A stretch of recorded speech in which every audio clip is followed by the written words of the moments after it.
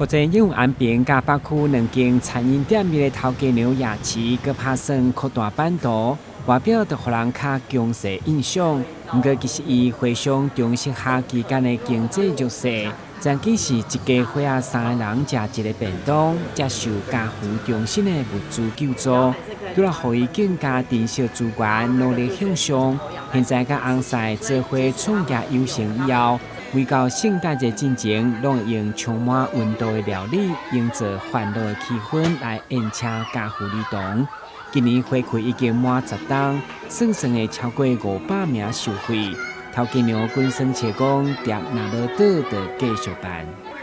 那我觉得其实很多人没有办法理解说，一个家庭他困顿可以到什么样子的地步啊，就是像我们家可能就是必须说，一个便当要分到3个人吃啊，然后会常常产生那种入不敷出的状况。那其实家福那时候给我的一些，不管是奖助学金啊，或者是一些物资，对于我们来讲都是那时候很大的帮助。那在我们可以自力更生的时候，就是经济状况是已经出现比较平稳的状况下，我们就去把家扶中心的这些福利停掉，留给更需要的学弟妹。面对这份甲家扶中心的缘分，以及10档来爱的传承，南台南家扶中心主任嘛相当的感佩，透过夜市的抛砖引玉，带动台南美爱商会的热情支持。我这边就仅代表我们家扶中心，谢谢我们雅琪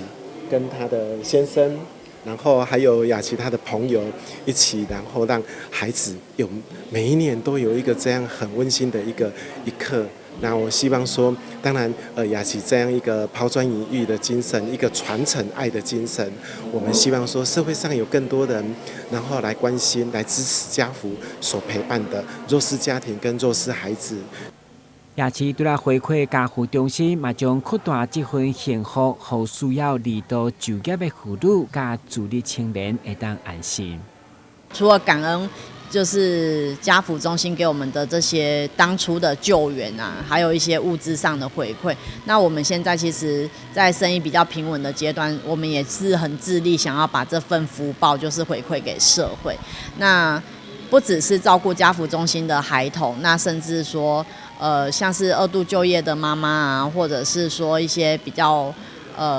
困顿的自立青年，其实我们都是很愿意帮忙提供就业机会的。节目上12位充满温馨幸福的圣诞气氛当中，嘛将持续流传爱的故事。当然，新闻顾问及何乔邦采访过的。